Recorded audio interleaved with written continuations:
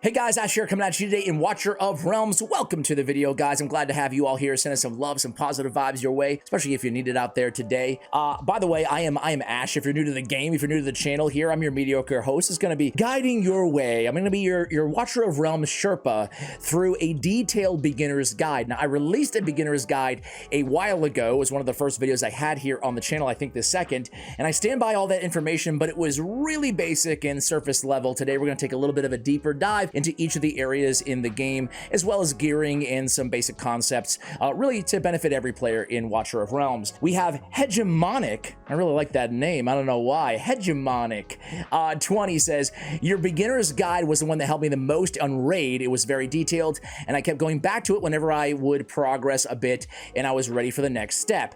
I think having something in Watchers could help too. I agree. Maybe I'm biased, but I tend to agree. Let's go ahead and get to it here, guys. So, Watcher of Realms. So I'm hoping this guide will appeal to, again, brand new players and people who've been playing for a few weeks, a few months, and beyond, hopefully. So I think the best place to start in this game was, it would be the storyline, right? Don't do what I do and slack on the storyline, then find yourself way behind. Well, if you don't know what to do in the beginning of this game, just do what the storyline tells you to do. The nice thing is they're going to be actually really balanced when it tells you when to farm where and when to do what. It's going to allow you to not run out of the resources that you need, because eventually, even though they throw a lot of resources at you in this game, eventually you're going to run into a big wall, both in EXP and in gold, specifically gold. I want to tell you, even as beginners right now, that gold in this game is well, it's gold. It's golden. What did you expect? It's scarce, okay? So do not spend it haphazardly, even if it feels like you have way more than enough. The first thing I want to talk about is the Dwarven Association in this game. A lot of these games, these hero collector type genre, the shops really suck. That is not the case at all in this game. We mentioned this in our first beginner's guide, but it bears repeating. The shop is always good. It's always good. Even endgame players check their shop. Most people refresh even through their gold. I just talked about how scarce gold was, but that goes to show you how valuable items in the shop can be. Normally, when you see a discounted item in the shop, it's generally a fairly good deal. Now, what you buy in the shop, frankly, is going to be based on where you are in the game to a large extent. It's also going to be based on whether or not you spend money on this game. So for me to sit here and tell you always buy this and never buy that, there's not going to be one size fits all. What you can buy in the early game in the shop are summoning stones, right? You can buy things with massive discounts that you need, right? It's frankly things that you're out of. Go ahead and take a look in the shop and refresh. Right now, I've already used, I think it's 4 or 5 refreshes until it starts turning into diamonds. That's when you probably should stop refreshing. The dividends, the yield is not necessarily going to be there for you, but always check your shop. In the beginning, you'll also be getting your gear from the shop if you're smart. Now, in this game, there is no gear removal cost, which is awesome. So you can kind of mule your gear around if you have to in the beginning of this game as well. It's not going to cost you anything, right? Now, the downside is you are going to have to build, 10 plus heroes eventually. So you're probably going to want your gear on those heroes and not be moving it around, because you've got to use everybody. But anyway, not to get too far ahead of myself, don't sleep on the shop. Use your refreshes. Try to find something that you frankly need. Some people buy insignias. Some people buy insignias only that cost gold. Most people buy their gear in the early game. Why do I say buy your gear? Multi-battles, not the best value, but I always want them because I'm always running low, right? I'm going to do what I just told you not to do. I'm going to refresh just to see what we get here. But again, you can get really good gear, right? You're not going to be able to farm this gear, mythical artifact. You're not going to be able to farm that in the beginning of this game. So you're going to get way better gear right in the Dwarven Association. Moreover, once you join a guild, you'll be able to use the guild shop. I'm gonna go ahead and pick up some summoning right here, some rare summoning crystals, right? You'll be able to use the arena shop. I'm gonna pick up some stamina. Absolutely, stamina is always a good purchase. And then there's an awakening shop as well. So there's always really good items that you're gonna need in the shop. So check your shop and refresh your shop, okay? It's super intuitive, which I love about this game. If we go to the raid section, we can see there's a promotion raid, a resource raid, a gear raid, guild boss, Artifact Material Raid, Faction Trial, and Tide. It's so easy. Unlike the game that I come from, which is Raid Shadow Legends, it's not intuitive where you should be spending your time. But heck, in this game, hey, if I need EXP, if I need gold, they're right there. That's where I'm going to be farming, right, for those resources. Now, that being said, you should know that once you get to stage 7, which is unlocked vis-a-vis the campaign, so when I get to stage 7, EXP raid in the campaign, right, chapter 7, that is, it's going to open up all of these stages as you progress. When you get to stage 7, that's where the best yield for your stamina is going to be. So I would not, how does that matter to you as a new player? I wouldn't necessarily just start grinding out stage 3, 4, 5 as you progress until you get to 7. Now that doesn't mean don't farm them, you're still gonna need EXP, but just farm it as needed, maybe a little bit extra. You really wanna get to the place where you're best suited per stamina to get more gold or EXP, that way you're not wasting resources in the long run. Now when it comes to gear raids, it's again very basic. They even show you pictures of the classes that are going to make the most sense in each of these areas. So all of our weapons and breastplates, there's only 2, I guess, non-accessory. There's a weapon and a breastplate. Everything else is accessories, bangles, amulets, and rings. There's only 5 gear slots in this game, plus an artifact, so 6 total when you include artifact for every hero in this game at the time of this recording. So all my weapons and all my breastplates, no matter who they're for, it's going to be Gear Raid 1. In Gear Raid 1, you want a lot of AoE, a lot of mage damage, because it's going to be just swarms of monsters coming at you. However, again, in the early stages, the gear is going to be pretty crummy, honestly, right? You're going to, in this game, even epic gear, and rare gear, you're gonna outlive that really quickly. Unlike a lot of other games in the genre where you can use epic gear for a long time, heck, even rare gear, it's not like that in Watcher of Realms, right? You're gonna, even legendary, you're gonna outgrow faster than most games in this genre. So, you know, yeah, you're gonna need gear, but eventually you're going to be able to get your hands on mythic gear at stage 13, and that doesn't take that long of progression, even if you're a non-spender or free-to-play player. So you're better off getting the majority of your decent gear just from the shop. Now, you can still try to progress because eventually you're going to have to get to stage 13 anyway. So in this game, it's kind of cool, right? You can follow the storyline, but at the same time, you're going to hit these plateaus. You're going to hit these walls in every area, not just gear raids of this game. And that's cool. What you want to do is when you hit that plateau, you go, okay, cool. And you try somewhere else until you hit the plateau there. And then by the time you cycle back around to where you were, trying all the areas of this game, your team's going to inherently be more powerful, right? And you're going to be able to clear a couple more stages. And that's how progression in this game generally seems to work. It's kind of cyclical in a way where if you hit a wall, don't stress it. Of course, try.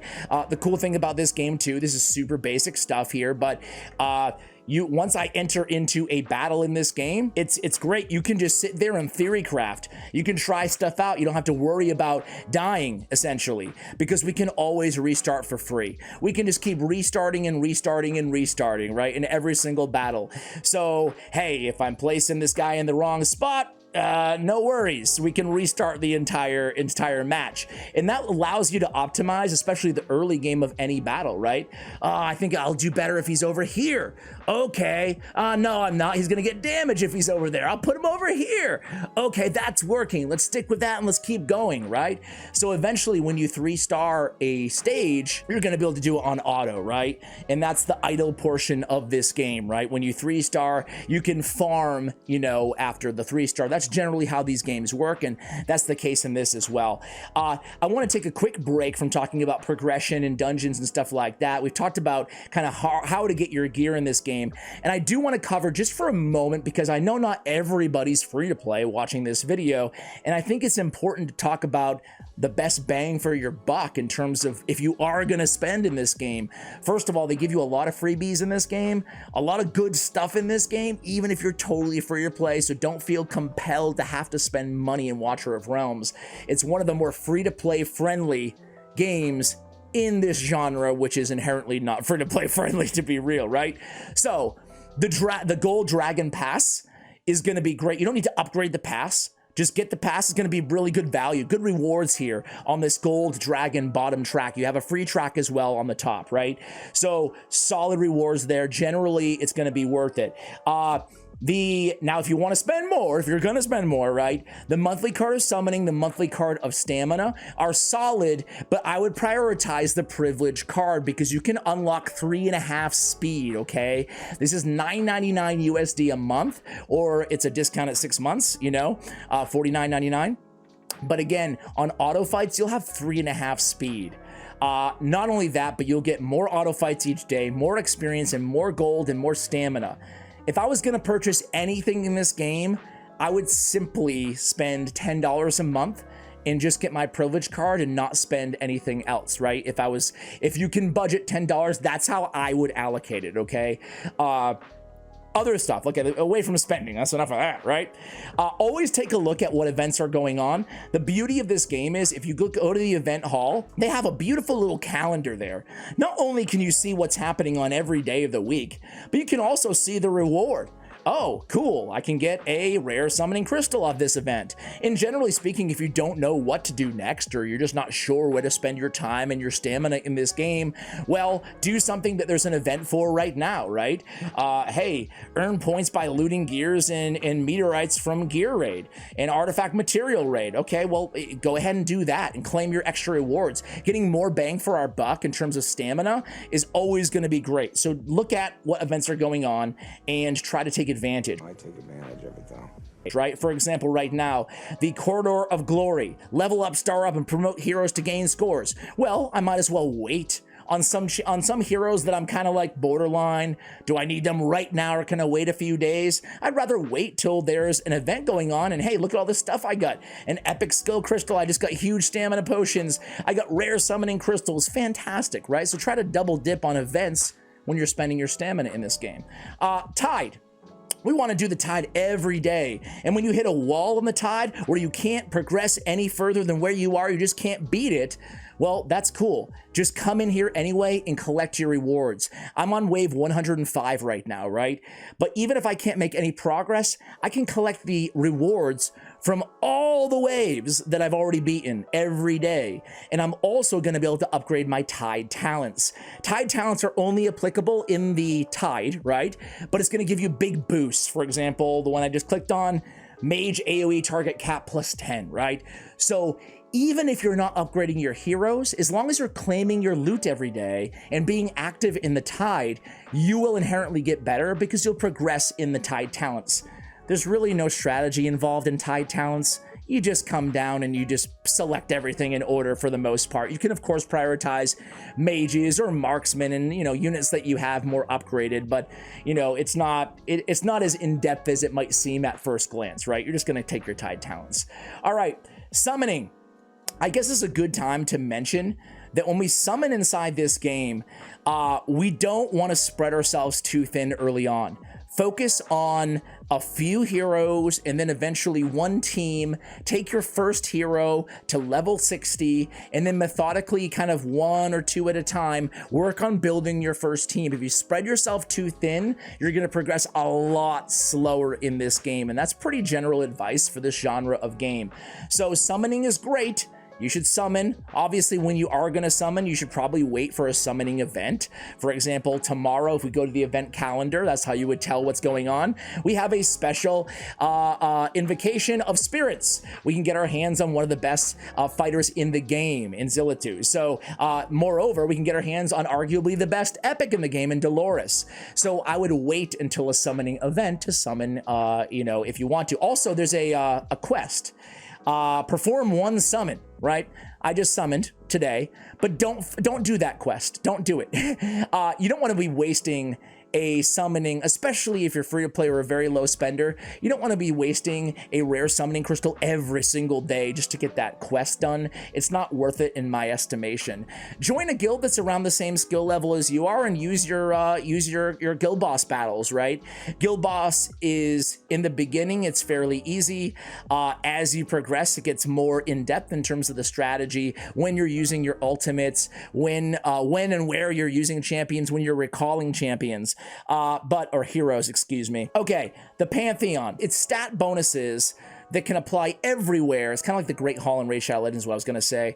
It's stat bonuses that will apply everywhere in the game. It's very important, right? So we want to make sure that in the to farm up our Pantheon, we want to make sure that we're prioritizing our faction trial every day. You're not going to be able to make fast progress in faction trial because you're not going to have a lot of heroes upgraded, but you should still do it and start farming here, right? Look at these bonuses that I'm getting. Level 21 to 22, attack bonus plus 2.75, attack speed plus 10. And again, this is going to be valid for everybody. The assemble and dismantle area here, it's important, right? You're going to need different insignia levels, which are farmed vis-a-vis the faction trials, depending on what level you're at. So if you're low or out, always at least check to see, okay, what do I need here? I need agility insignia 2. What can I get? I can trade in 3s for 2s if I wanted to, right?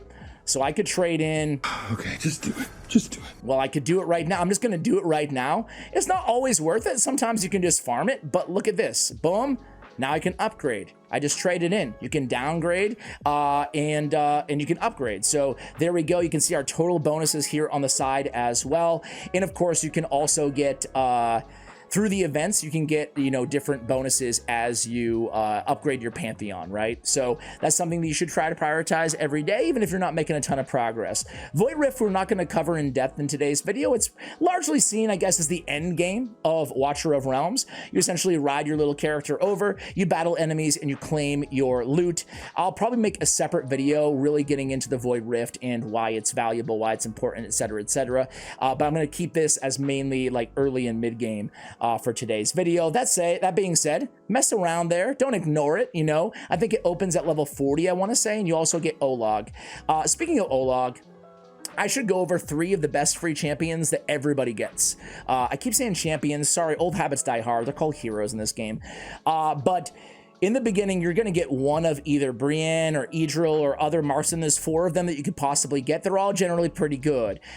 You're probably going to pull a legendary pretty early on. Some are good, some aren't, just like any other game. But you're going to get, I believe at level 40, Olog. He's arguably the best defender in the game.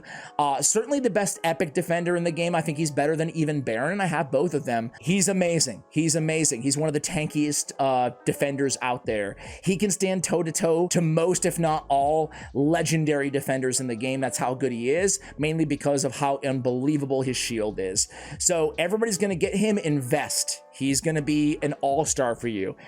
On day 14, you're going to get Wrath, okay? He's going to be incredible as well. We want to prioritize awakening him. How do we awaken heroes in this game? Well, we can either use duplicate copies of these. He's already fully awakened.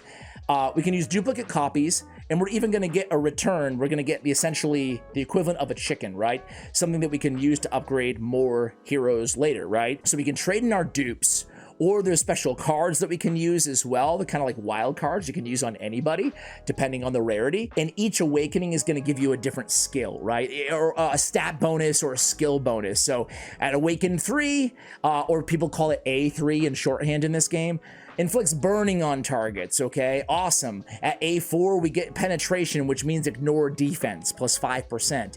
And then on A5, when heavy blow is triggered, this here restores HP equal to 30% of the damage dealt. It's an insanely good awakening. When you can get an A5 Wrath, it's gonna open up a lot of possibilities because basically you can self-sustain as a fighter, but also someone who can heal himself too, which is really cool in this game, right? So Wrath we get on day 14. So as you guys can see here, we get Wrath on day 14, and then the next month we get an awakening essentially for Wrath as well. So that helps us out. So make sure that, you know, you hold off for that. You don't use your wild cards or whatever, and eventually try to get your Wrath awakened 5. That should be a priority for all players out there. Eventually you will get it. Also on day 3, we get a champion who, if you've been watching this channel for any amount of time, you know I'm a massive fan of Mari. Mari, will you marry me? Mari you get for free on day 3, and she's a great control and debuffer hero in the game, okay? She has AoE damage, it's not crazy, but she has a freeze, she has a slow, and she has debuffs to physical and magic damage, okay?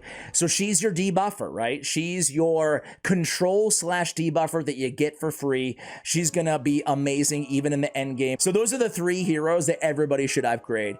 So Wrath, Mari, right, and Olag eventually. But in addition to that, you know, Idril, for example, formerly L'Oreal in the game, she's amazing. You could get your hands on her, so I think she's great too. Theowin, Brienne as well. They're all going to be solid marksmen, right? One thing that you want to make sure is, especially in the early game, you want to diversify your team, right? So a balanced team could be, if we go back to the promotion rates, you know, 2 or 3 marksmen, 2 or 3 mages, 2 or 3 defenders, 2 healers. You might be able to get by with a little bit for 1 healer in the very early game. And then, you know, 2 fighters. Basically, we want, you know, at least 3 melee ground units in the early game, right? And then we want a bunch of DPS and marksmen and mages, ideally a debuffer like a Mari thrown in there as well. And then we're definitely going to need a healer. When it comes to healer recommendations, guys, I think that the best epic healer in the game, and frankly, I don't even think it's that close, is going to be Vortex. He's unbelievable. He's very, very good. Big range, so if you can get your hands on him, you will not regret it. That being said, there's a lot of competent healers, right? Lightlock is kind of a healer hybrid in damage dealer. He got a nerf a while ago, but he's still pretty competent. I was looking at her. Lily is pretty good, Hollow is really good, but she's not a healer. She's a rage regen. Now, I'm not going to get into all like the more niche type of abilities, but I guess this one's not that niche. It's rage regeneration. Rage is what helps heroes get to their ultimates. Ultimates are the only thing in battle that we have control over, right? Other than placement, direction, taking a hero off of the battlefield, putting them on. But in terms of actively when they're attacking, when they're on the battlefield and already placed, we have control over the ultimates. Now, as you progress in this game, the timing of ultimates on heroes, not to overwhelm you guys, it's gonna matter a lot, you know, when you decide to use their ultimates. Let's go ahead and go inside a quick battle just to give a couple little basic tips about, you know, in a battle, right? So I'm going to slow it down just for the sake of it here. For the really new players here, here's where the enemies spawn in the red portals, and here's where we're defending in the blue portals. These are the 16 enemies coming our way, or 16 vis-a-vis through waves, right? So we know like how far along in the battle we are, and these are how many enemies, 3. We always start with 3, and we don't want to, ideally, we don't want to get less than 3, right? But the game is over if you get to 0. So we obviously have a lot of control in the match, despite not being able to dictate their active skills. Some champions' ultimate is on auto. Others, we control, right? But what we're going to do here is we're just going to throw down a DPS, right? And we can choose the direction. We can see their range, right? It's pretty intuitive. It's pretty basic stuff here. When you're on your mobile devices, for like brand new players here, but when you're on your mobile device, right, it can be weird. It took me probably embarrassingly a couple weeks to know this, but if you put a guy down, right, if you put a troop down and you didn't mean to, I didn't want to use that hero, what you do is you just center it on the actual, see where my mouse is right now? You just, when you're with your finger on a mobile device, it's not as intuitive or easy. You just want to put it on that square, like you're going to drop it on the same square you're on, and then you can select instead another hero, and they won't place that hero that you were going to place. It's easier when you're actually doing it. Look at where this guy is right now, this mob. If I slow it down right here, if you see where his foot is right as he steps onto that square, it's not applicable in this particular map, but we can really fine-tune where the enemy is going and open up different, I guess, approaches for different heroes as well. I'll show you an artifact raid because I'm not really making myself super clear. I'm not going to show you this entire battle because what I want to show you is as you progress in this game, a big part of the strategy ends up being not just plopping all of your units down out the gate and that's it, and you just watch them go, right? As you progress, something you should know, at least in the beginning of the game, and maybe practice a little bit, you're going to be like cycling your heroes a little bit. You can also pull instead of letting them die. So let's just say a hero was going to die, right? Instead of letting them die and getting credit for a death, we can actually hit this little return button, this little guy running. Now, what that's going to do, look at this, look at the cost that all of these heroes have associated with them. That's how much it costs to put them on the battlefield. If we hit this little red dude, we're going to get He's a 25, Toreador's a 25 cost unit. We're gonna get half of that, boom, immediately back. So if somebody's gonna die in this game, you're way better off pulling them back, you know? And of course, remember, we can just keep restarting and restarting as well.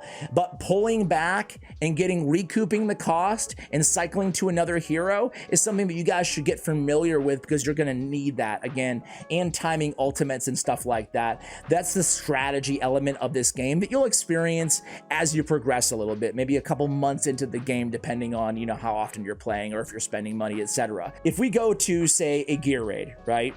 This game gives you a lot of information, right? Go to the guide section. It's going to show you it's going to give you a rundown of what you're up against, right? It's going to show you recommended heroes, and it's going to highlight if you have any of these heroes. You can see recommended lineups, people, you can see their team power. You can see all the heroes they used. You can take a look at the map.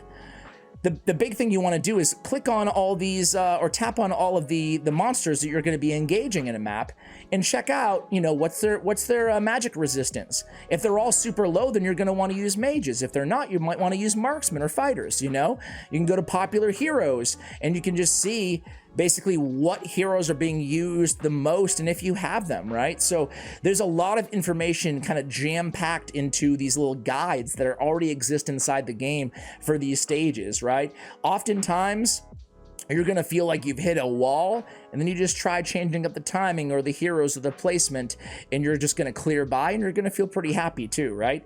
Okay. Back to gearing in this game. So we already talked about in the early game, we're just going to be focusing on getting our first hero to 60, right? There's a quick star up option in this game. This took me forever to learn. Thank you guys so much in the comments for letting me know about it.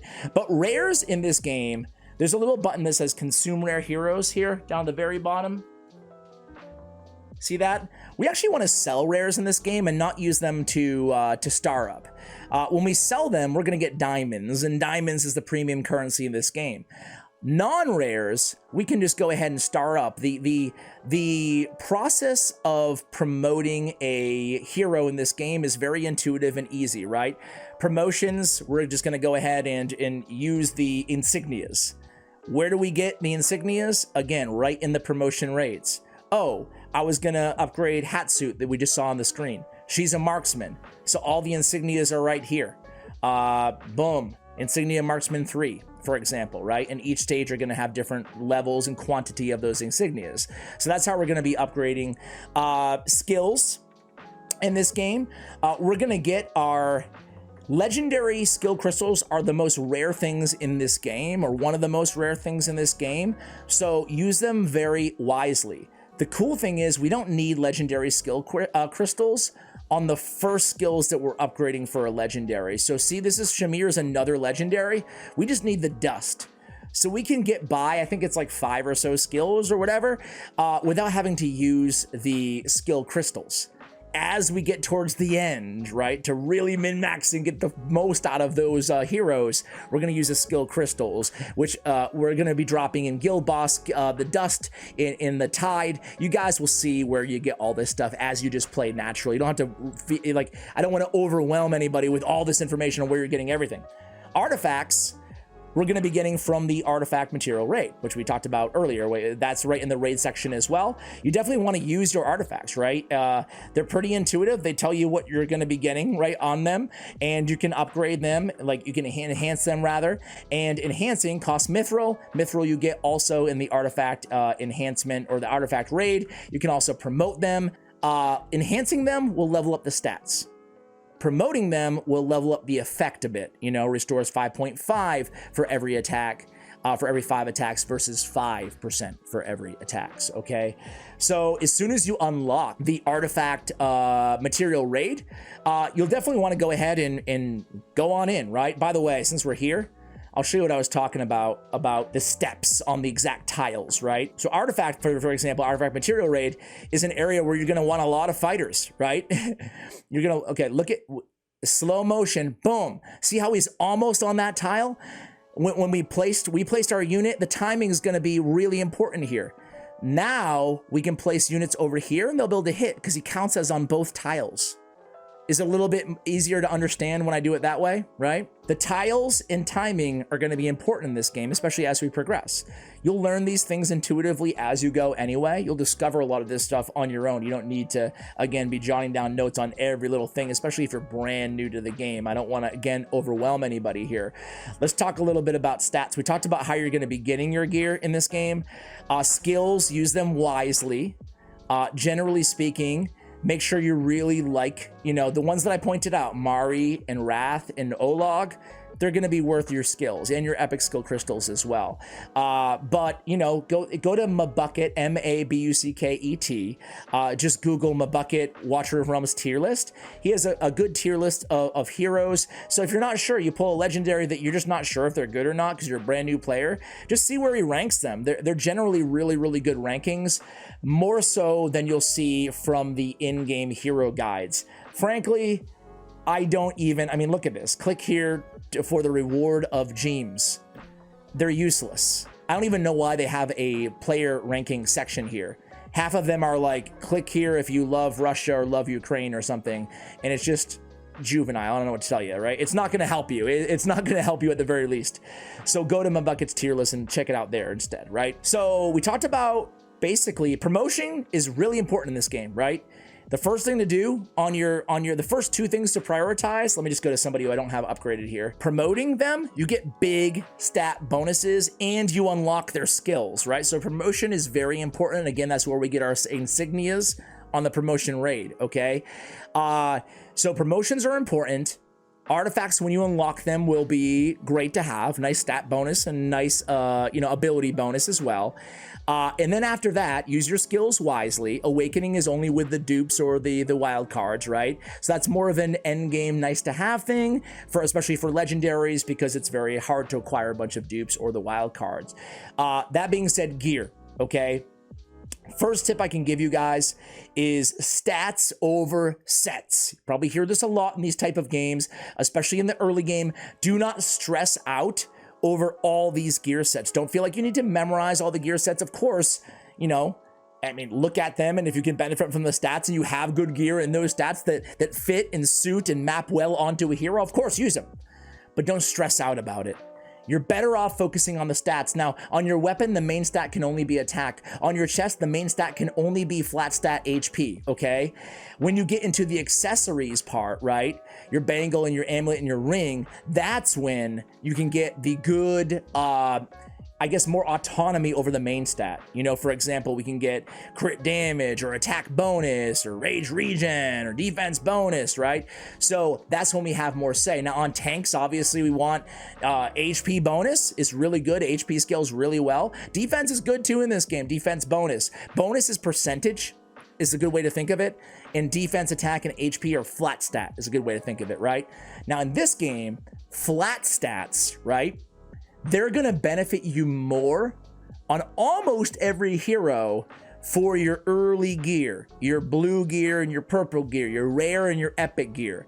Because in this game, let me just see what I have here. Here we go. I can only take an epic piece to level 8. So our percentage, it's capped at 20.5%. Whereas at level 12, I can't level up, unlike raid, I can't level it up to level 16 because it's epic. It's capped where our stat bonuses end, you know? So same thing on attack bonus, 34%, it's capped there for legendary, but it generally starts to yield better dividends on legendary gear, right? So legendary and above, we're looking at percentage for a main stat, okay? When we talk about attack and defense and HP.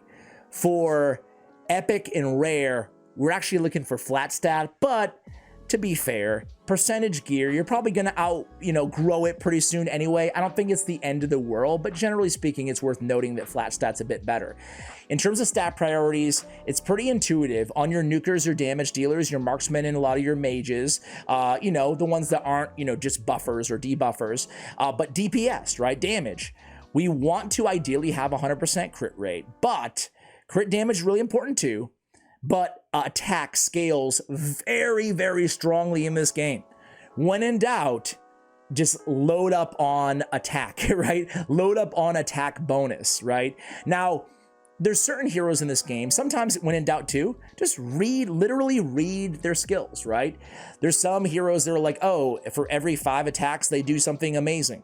Well, in that case, you might want to consider going with primary attribute of attack speed on the, I always forget which is what, there we go. So we might want to go with attack speed, right, on the amulet here. There might be a hero that has an incredible ultimate that buffs everybody else on your team, right? Like a Dolores with inspiration, or a Laurel or a Hollow, right? In those cases, you might want to go with rage regen on the ring, okay? So just read their kits and think about, okay, what do I want out of this hero? And generally, it's going to be fairly intuitive. On healers, well, yeah, I want healing effect. You know, so it's fairly intuitive in that sense. Again, try to get 100% crit rate if you can. It's going to be difficult in the early game, but you can get a crit rate as your main stat as well on your bangle, right? So that's something that you can consider, especially in the early game. And similar to raid, eventually you can replace it with crit damage. So guys, I think we can probably cap this guide here. I felt like we did a pretty good job covering pretty much everything without getting super in-depth and in the weeds in any one area in this game. Hopefully this benefited you more than the earlier beginner's guide. I didn't talk about the arena. There's really, you know, there's an area where marksmen and fighters and single target DPS shine against the air units. And then there's another cycle of arena. You can see like sustained DPS. It will tell you the heroes. Right now, obviously, it's marksman recommendation, right? You can see, and fighters, you can see the recommendation here. And then it will change to like a mass quantity of mobs, right? And that will benefit AoE damage dealers, right? And a lot of mages, right? So those 2 cycles, I would go ahead and explore the arena right away in this game, right? Because you're going to benefit immediately from the Dwarven Association arena shop where you can get some good stuff there. So now we can end this beginner's guide, guys. Hopefully you found it beneficial. Thank you so much for watching all the way till the end. And as always, take care, guys.